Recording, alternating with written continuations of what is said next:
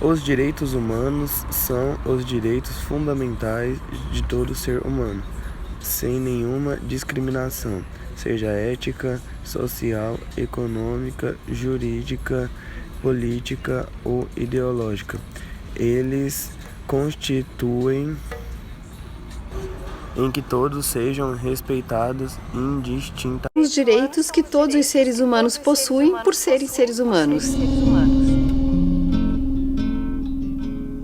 Eles não dependem do seu grau de instrução, eles não dependem de em que país você nasceu ou em que país você vive, eles não dependem da cor da sua pele, eles não dependem de nada, eles dizem respeito a toda a humanidade. Então os meus direitos são iguais aos seus, a quem está no Afeganistão, em Paris. É assim que a gente tem que pensar de uma maneira muito simplificada que são direitos humanos. E aí a gente pensa sempre em termos ideais, porque obviamente é um movimento que se imagina que a humanidade está interessada em sempre, idealmente, atingir um patamar melhor. Então, os direitos humanos são direitos que as pessoas têm de ter uma vida boa. Uma vida boa quer dizer que eu consiga levar a vida que eu gostaria de levar, não no sentido de ter riquezas e artes e tal, mas que eu consiga realizar o meu potencial como ser humano. Então, uma vida digna, que se eu quiser eu possa ter acesso à escola, né? Saneamento básico, alimentação, moradia, e que permita a cada um de nós desenvolver o nosso potencial, que para uma pessoa pode ser um jardineiro, ser um pastor de ovelhas, para outra pode ser um alto executivo de um banco de investimentos, um médico, um bombeiro. Então, que cada um possa levar a sua vida da maneira como gostaria, sejam resguardadas então essas condições mínimas. A gente sabe que são poucas as sociedades que conseguem, que estão, digamos assim, nesse grau de desenvolvimento, né? A gente, por exemplo, tem estados, sei lá, na Escandinávia, onde a taxa de mortalidade infantil é mínima, praticamente inexistente. Então a gente pode dizer que todos os bebês, né, todos os seres humanos que nascem lá, eles têm uma chance muito parecida, todos, de seguir adiante na vida, o que não acontece, por exemplo, em países onde há uma desigualdade social. A gente vai perceber que há indivíduos que não têm essa mesma possibilidade de desenvolver o seu potencial, ou se sobrevive à primeira infância, mas depois não tem escola, ou não tem alimentação, não tem moradia. Então, em alguma medida, você fere a lógica que move essa noção de igualdade e de desenvolvimento das potencialidades de cada indivíduo.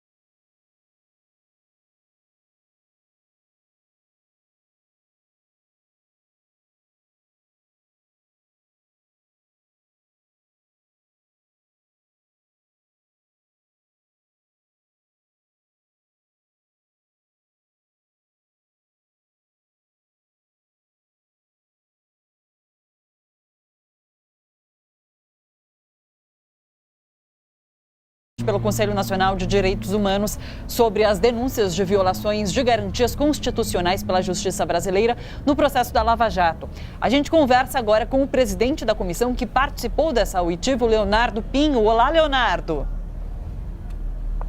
Olá, muito obrigado pelo espaço da TVT e uma boa tarde para todos os ouvintes. A gente que agradece. Leonardo, conta como que foi essa oitiva, o que foi apresentado pelo ex-presidente, o que vocês vão fazer com esse material? Essa foi a primeira escuta, né? O Conselho Nacional de Direitos Humanos recebeu uma denúncia de diversos movimentos, entidades nacionais, e aí colocamos em plenário o recebimento, né, dessas denúncias sobre o direito à defesa, sobre o julgamento justo e principalmente as informações que vieram a público pela Vaza Jato. Elegemos um relator e esse relator iniciou o processo de escutas. Obviamente que o primeiro processo de escuta é o do presidente Lula, né? Que seria a vítima dessas violações de direitos humanos. Mas depois nós vamos ouvir o Glenn também e vamos oficiar também o Dallagnol e o Moro para a gente fazer um relatório completo acerca dessa situação, né? Das possíveis violações do direito à defesa e de um julgamento justo previstos na Constituição Federal e nos direitos humanos, tanto a nível nacional como internacional. O que o ex-presidente disse hoje? Ele comentou sobre algum fato específico, tendo em vista esses últimos vazamentos, mesmo a declaração de hoje de Temer, de ontem à noite de Temer, dizendo que foi golpe. Ele, por acaso, comentou sobre algum desses processos? O que ele apresentou para vocês?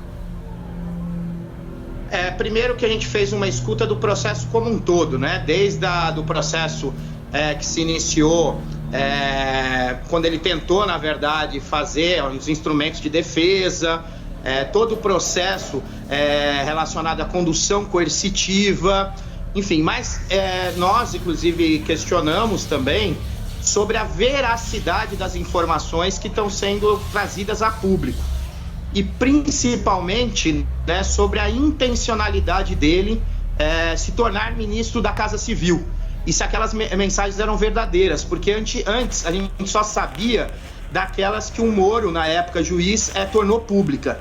E aí o presidente Lula, como a defesa, falou que é verídica.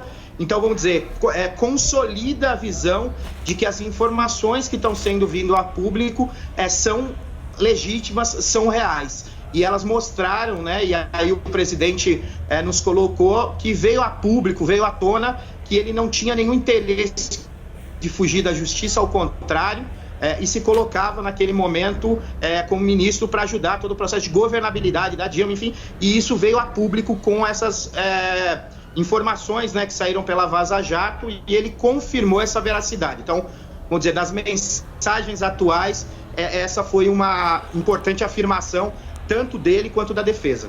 A comissão já tem data para fazer as próximas oitivas?